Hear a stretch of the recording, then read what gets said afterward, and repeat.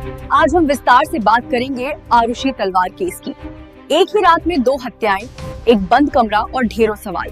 2008 की एक रात, बिल्कुल आम सी रात, लेकिन यही रात भारत के सबसे पेचीदा और अनसुलझे मामलों में से एक की शुरुआत बनी। एक ऐसा केस जिसने पूरे देश को सचमुच हिलाकर रख दिया था। तो सवाल ये है कि एक बंद अपार्टमेंट में होना डबल मर्डर आखिर अनसुलझा रह कैसे गया। ये एक ऐसा सवाल है जो आज इतने सालों बाद भी लोगों के जहन में है। तो चलिए आज इस गुत्थी को परत दर परत खोलने की कोशिश करते हैं। तो बात है 16 मई 2008 की सुबह की, जगह नोएडा का जलवायु विहार अपार्टमेंट।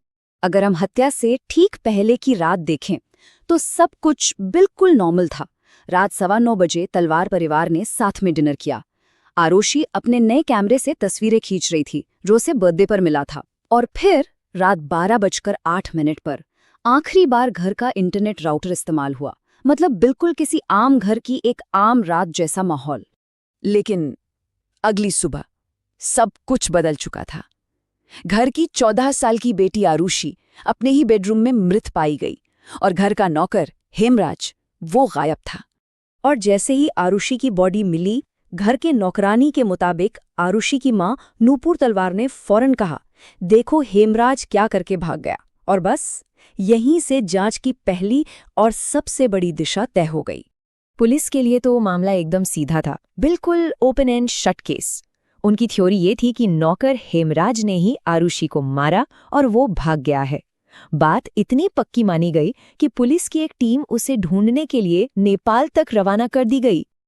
मगर कहानी में एक ऐसा ट्विस्ट आने वाला था जिसने इस पूरी थ्योरी को, इस पूरे केस को ही पलट कर रख दिया।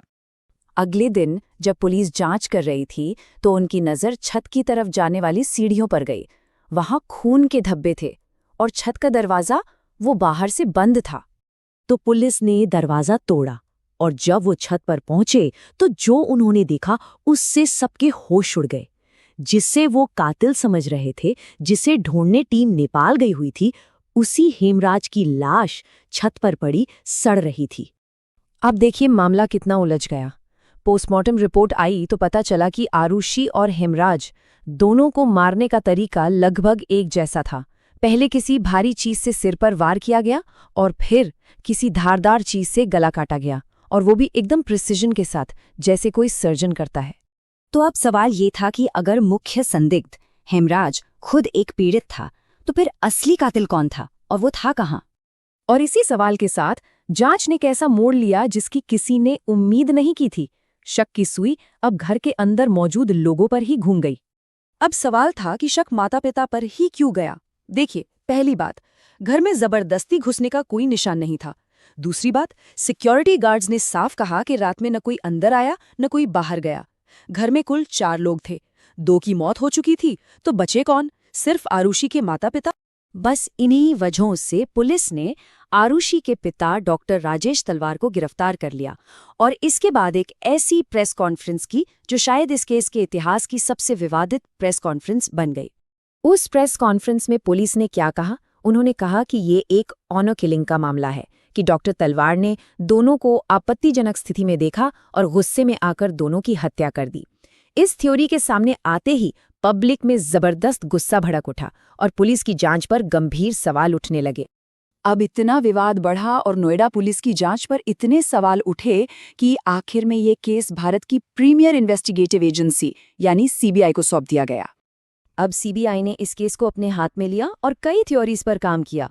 एक थ्योरी थी माता पिता के खिलाफ, वही ऑनर किलिंग वाली, लेकिन कोई सीधा सबूत नहीं मिला। फिर सीबीआई की पहली टीम ने दूसरे नौकरों जैसे कृष्णा पर शक किया, पर उसकी एलिबाई यानी वो उस वक्त कहीं और था, ये साबित हो गया।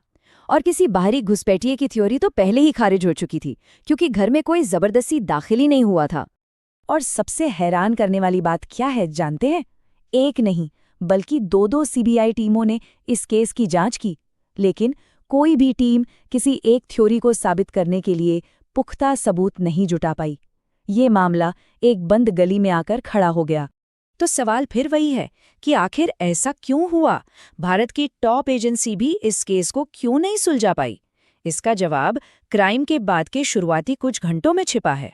सोच कर देखिए, जब पुलिस पहुंची उसके बाद भी 15 से ज्यादा लोग, जिनमें पड़ोसी, रिश्तेदार सब शामिल थे, उस क्राइम सीन से गुजर रहे थे।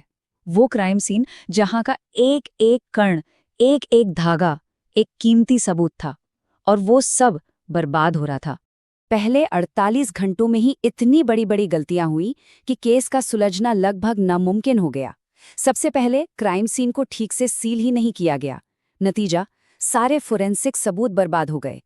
बिस्तर की चादरें, कपड़े जैसे जरूरी सबूत ठीक से इकट्ठा नहीं किए गए। और सबसे बड़ी बात, हत्या का हथियार, वो तो आज तक नहीं मिला।